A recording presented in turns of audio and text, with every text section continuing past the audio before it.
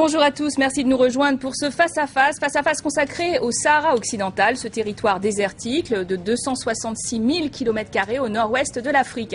Un territoire revendiqué par le Maroc et par le Front Polisario depuis 1976, après le départ des colonisateurs espagnols. Ce mouvement indépendantiste est soutenu financièrement et diplomatiquement par l'Algérie voisine. Et depuis le cessez-le-feu en 91, le Maroc contrôle et administre 80% du territoire contre 20% pour le Front Polisario. Alors, enjeu global qui dénote la rivalité hégémonique de l'Algérie et du Maroc dans cette région. Le dossier saharien bloque toujours la construction de l'Union du Maghreb arabe. L'ONU tente d'ailleurs d'organiser un référendum d'autodétermination. Et dernier épisode, hier, près de New York, le Maroc et le Front Polisario ont achevé un 4e cycle de pourparlers sur l'avenir du Sahara occidental. Aucun résultat définitif, mais les deux parties ont tout de même accepté de se rencontrer à nouveau, selon l'ONU.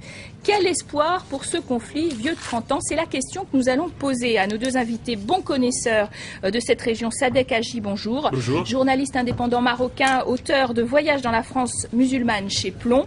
Vous êtes aujourd'hui en face de Jean Lamort, bonjour. Écrivain, spécialiste du Sahara occidental, auteur d'un livre et d'un documentaire Construction de l'oubli à Manifesto. À tous deux, une première question évidemment. Est-ce que pour vous cette 4e session de négociation est concluante? On ne peut pas dire qu'il est concluant puisque la partie adverse, le Polisario, ne bouge pas. Le Maroc a proposé une initiative d'autonomie qui a été saluée par les grandes démocraties, par la France, par l'Espagne, par la majeure partie des pays de l'Union européenne, par le secrétaire général de l'ONU lui-même, qui la considère comme une bonne base pour des négociations. Le Front Polisario reste un petit peu fixé sur sa position de base, à savoir le référendum, que le Maroc ne peut en aucun cas accepter pour de multiples raisons que peut-être je développerai par la suite. Pour des raisons techniques, bien entendu, puisque cette région est connue par son nomadisme, et donc il y a beaucoup de Sahraouis marocains qui ont immigré vers le nord, d'autres qui ont immigré vers l'Algérie, d'autres vers la Mauritanie. Il y a aussi c'est un problème de fond d'avoir un collège électoral clair. Il y a aussi un problème politique. Aucun pays au monde n'accepterait de faire un référendum sur sa souveraineté sur ses territoires. Politiquement, c'est quelque chose de très très difficile à accepter sur un plan politique. Néanmoins, l'avancée, c'est quand même qu'ils se rencontrent et qu'ils se parlent en direct. D'ailleurs, pendant longtemps, le Maroc parlait à l'Algérie, mais pas au Front Polisario, non? Écoutez, moi je ne suis pas du tout d'accord avec les propos de monsieur. D'abord, le projet d'autonomie a été présenté unilatéralement par le Maroc et ce n'est rien d'autre qu'une coquille vide qui entérine l'occupation illégale de cette zone.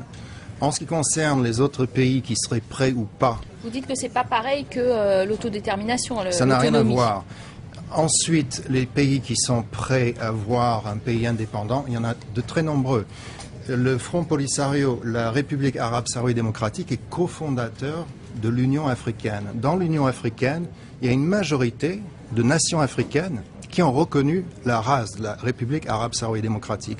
Donc ça, ce n'est pas vrai. Et du coup, le Maroc est parti de l'Union africaine. Elle s'est retirée en signe de protestation. Il s'est retiré en signe de protestation parce que je suis d'accord avec monsieur qu'il y a des pays qui soutiennent, mais à savoir lesquels. Il y a Cuba, par exemple, d'accord. Bon, Cuba, monsieur... Non, mais laissez-moi parler, s'il vous plaît. Non, je ne suis pas d'accord.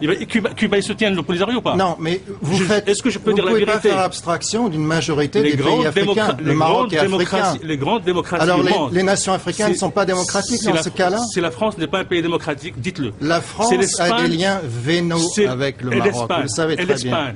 L'Espagne, majoritairement, les citoyens de l'Espagne soutiennent le peuple sahraoui. Et l'Union européenne, dans son immense majorité, c'est la plus grosse duperie. Non, mais c'est pas une duperie, c'est la réalité. C'est pas la réalité, monsieur. Vous avez un peuple... Le secrétaire général de l'ONU a considéré que l'initiative de l'autonomie que le Maroc a proposée est une base sérieuse et peut être considérée une plateforme sérieuse pour des négociations. Je vais vous dire, dans les négociations, justement dans cette 4e série de négociations, oui, le Maroc est venu dans un esprit de fermeture. Il est resté sur la position de proposer ce fameux projet d'autonomie. En revanche, le Front Polisario est venu pour discuter. Il a proposé de non seulement intégrer dans la proposition de référendum l'indépendance, comme monsieur l'a évoqué, mais aussi la possibilité que le peuple sahraoui vote lui-même le rattachement au Maroc, et il a aussi intégré la dernière proposition de l'autonomie, qu'on laisse le référendum faire son chemin, au lieu de falsifier la procédure référendaire. Non, on ne falsifie rien du tout. Ça a été falsififié, absolument, et vous le savez bien. Ça a été falsifié massivement. Caroline, en présentant le débat, a parlé de l'historique de cette affaire. Il faut reconnaître que c'est le seul résidu de la guerre froide. C'est le seul conflit résidu de la guerre froide. Rappelez-vous très bien, rappelez-vous très bien, c'est en 76 que ça date, et l'écrasante majorité des pays qui soutenaient le Polisario, en fait, ils étaient tous sous le joug de l'Union soviétique. Vous ne pouvez pas dire le contraire. Vous-même, monsieur, vous ne pouvez pas falsifier l'histoire. C'est le problème du Maroc, et vous-même, vous êtes resté dans un cadre de guerre froide. Le soutien principal du Polisario, écoutez, si vous me citez un pays, si vous me citez un pays démocratique, vous vivez dans le passé. Si vous me citez un pays démocratique qui a apporté son soutien franc au Polisario, vous êtes l'illustration de la construction de l'oubli. Vous sortez des arguments fallacieux. Cette histoire est un résidu de la guerre froide. C'est absolument faux. Et il est instrumentalisé par l'Algérie qui a une vision et une stratégie hégémonique. C'est un argument unique. Vous ne pouvez faire admettre à personne. Vous ne pouvez faire admettre à personne qu'un pays, qu'un gouvernement, le pouvoir algérien, je parle du pouvoir, pas du peuple, que le pouvoir algérien, par conviction, une majorité de pays africains, par conviction, quelle gentillesse, par conviction, soutien, finance, bouge à droite, à gauche, pour une question de je sais pas quoi. Tout le monde connaît la nature du régime algérien. C'est faux, vous vivez dans le passé. Quel passé? C'est préhistorique, votre vision. Expliquons pour nos téléspectateurs le passé, parce que là, je suis pas sûr qu'ils ont tout à fait compris votre débat sur la guerre froide. Est-ce que pour vous, c'est une décolonisation au couteau qui a été mal gérée, etc. Et puis, c'est un problème de conflit de guerre froide qui s'est transformé en problème régional très important, il faut le dire. Écoutez, la guerre froide, elle est finie. En revanche, ce qu'il y a eu, c'est une invasion extrêmement opportuniste de la part de la monarchie marocaine. Ça s'appelle la Marche verte. C'était la plus grosse duperie de l'histoire du monde moderne, où 350 000 Marocains, citoyens, civils, ont envahi pacifiquement cette zone qui était déjà en processus de libération. Il faut savoir que l'ONU a stipulé en 65, avec la résolution 1415 devant le Conseil de l'Assemblée générale, que ce pays, ce peuple était en droit à un processus d'autodétermination. Il était considéré comme colonisé. Sur ce fait, lors de la mort de Franco, quand l'Espagne s'est retirée, l'Espagne avait déjà dit que le peuple sahraoui allait hériter. Monsieur parle de nomades. C'est une thèse récurrente. On parle de gens sans terre. C'est absolument faux. Combien, on a du mal d'ailleurs à évaluer qui habite cette région. Quel est son intérêt? Peut-être il y a un intérêt économique aussi de cette région dont on parle pas. Bien sûr, il y a des intérêts économiques, mais majeurs. Quelle population et quels intérêts économiques? Alors, dans les territoires illégalement occupés par la monarchie marocaine, colonisés, où il se passe aujourd'hui, alors que nous parlons, des infractions aux droits de l'homme, mais inacceptables, des tortures, des arrestations arbitraires. Oui. On parle du Tibet. Laissez-moi dire une chose, s'il vous plaît. Vous ne trouvez pas au Maroc, de l'extrême droite à l'extrême gauche actuellement, quelqu'un qui est contre, qui est opposé à l'initiative marocaine, parce que vous parlez de la monarchie. Les Marocains, y compris ceux qui étaient, aux arrestations, aux tortures. Qui ont pris ceux qui ont soutenu le Polisario par affinité idéologique, puisque le Polisario, c'est pas un mouvement de libération, comme vous le répétez. C'est un mouvement qui était, vous avez lu toute la littérature politique du Polisario dans les années 70. C'était une littérature politique idéologique, qui reste toujours idéologique, qui était là, révolutionnaire, le peuple sahraoui, qui c'est un peuple dans un schéma démocratique. castriste, tel que Zanzibar, etc. Vous vivez dans le passé, il n'y a rien de castriste.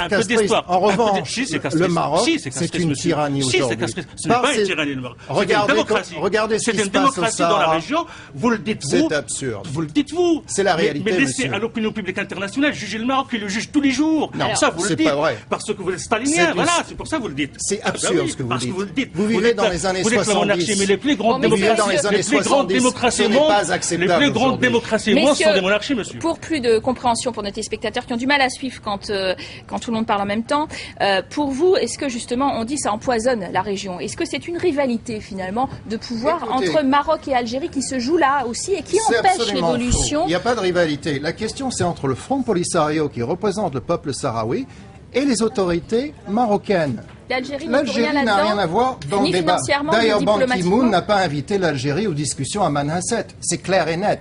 Le Front Polisario a autorité de corps diplomatique aujourd'hui. Il représente le peuple sahraoui. Si à une époque, il y a eu des affinités avec des pays marxistes, ça c'est une chose. Il y a d'autres pays aussi. Mais on peut pas balayer d'un revers de main la majorité des nations africaines qui elles-mêmes sont issues de luttes récentes pour leur indépendance en disant que ce sont des dictatures. Je reviens dessus. Les agissements de la monarchie marocaine au Sahara occidental aujourd'hui sont inacceptables. C'est de l'ordre de la tyrannie. Marocain avec sa monarchie. Je ne suis pas du tout d'accord. C'est pas une affaire locale, monsieur. C'est un des conflits qui doit être résolu. Trouvez-moi un Marocain. Vous dites la monarchie. Les Marocains ne savent pas. Ils sont mal informés. Ils ne savent pas ce qui se passe au Sahara occidental. Je suis désolé. Si vous voulez bien, je reviens à la question. À qui vous pouvez expliquer, sincèrement, regardez les yeux dans les yeux, à qui vous pouvez expliquer que des dizaines de milliers de personnes puissent bloquer toute une région des millions, l'avenir de millions de personnes du Maghreb? À qui vous pouvez l'expliquer? Alors que la France, l'Espagne... Qui bloque? C'est le Polisario qui bloque. Non, je ne suis pas d'accord. Le Polisario ne bloque pas. Le Polisario cherche une solution. Vous n'avez pas suivi les discussions à Manhasset. À qui vous pouvez expliquer sincèrement que des dizaines... C'est un tissu de mensonges. Que des gens qui ne dépassent pas... C'est un tissu de mensonges, monsieur. Vous contredisez l'ONU. Dans la démographie... Vous contredisez les Nations Unies. Dans la démographie ne dépasse pas la population de 15e arrondissement de Paris, bloque l'avenir de toute une région de dizaines de millions de personnes. Pour vous, on ne doit pas considérer les droits d'un petit peuple. Je veux dire par là qu'il y a une puissance derrière qui s'appelle l'Algérie et qui veut jouer un rôle... La puissance derrière, c'est l'affinité. Non, je ne suis pas d'accord. Le gouvernement français est tenu par la monarchie marocaine presque comme un chien en laisse. C'est un sujet interdit, vous le savez. Pour avancer sur ce débat, je vous vois passionnant, mais passionné, c'est un débat passionnel. On voit rencontre après rencontre, on n'obtient pas effectivement de résultats. Est-ce que vous voyez pourtant un espoir quelconque pour ce conflit qui est né en 66, je vais répéter, l'espoir, il est là. Plus de 30 ans. L'espoir, il est là, il est clair. À la dernière rencontre qui s'est terminée hier soir, le Polisario est venu en proposant des choses. Il a proposé, je le répète, 3 options pour un référendum. Les autorités marocaines sont bloquées. C'est le processus d'autonomie ou rien d'autre. C'est-à-dire le drapeau marocain, la monnaie marocaine, l'armée marocaine et la police marocaine qui est déjà en train d'arrêter et torturer les Sahraouis. On a titré Sahara occidental l'impasse. Est-ce que vous êtes tous les deux d'accord avec le titre? Elle ne vient pas des Sahraouis. Je considère sur un... Vous savez, le monsieur il est français, moi je suis marocain et moi je considère... Français, je suis américain. Vous êtes américain, c'est pas grave. Je veux dire par là qu'entre moi et un Sahraoui, il n'y a pas l'épaisseur d'une feuille à cigarette comme différence culturelle. Alors pourquoi vous les traitez comme ça? C'est une honte. Je le traite ici, mais vous êtes... Vous savez ce qui se passe dans la prison noire de l'Aïoun? C'est abominable. Je peux vous dire, vous me les coups en fait, parce que je suis marocain, je suis Sahraoui, moi. Je vais vous dire quelque chose. Laissez-le finir, monsieur Laborde, laissez-le finir. Vous n'êtes pas Sahraoui. Mais laissez-moi... Si, tous les Marocains sont Sahraouis. Tous les Marocains sont Sahraouis. C'est faux. La monarchie marocaine, c'est comme un rapace qui aurait avalé une pièce convoitée. C'est tout. Mais vous parlez comme un stalinien, c'est un stalinien, il n'y a pas de mystère. Ça me dérange pas parce que vos arguments sont iniques. Parce que vos affinités avec les dirigeants de Polisario sont idéologiques, et le Front Polisario reste le dernier résidu de stalinisme sur la planète. Messieurs, je crois que vous venez de nous démontrer que c'était quasi inextricable. En tout cas, chacun campe sur ses positions. On va tout de même regarder ce qui se passe à la 5e rencontre. L'ONU ne désespère pas de trouver un accord sur ce délicat sujet du Sahara occidental et sur le sujet effectivement de réconciliation entre le Maroc et l'Algérie. Il n'aura pas lieu sur ce plateau malheureusement. Merci à vous d'avoir participé. Merci à vous d'avoir participé à ce débat. On est obligé d'en finir de cette façon. Merci à vous de l'avoir suivi. Vous comprendrez qu'il se poursuit entre nos invités, tous deux passionnés. Merci messieurs, à très bientôt pour un nouveau face à face.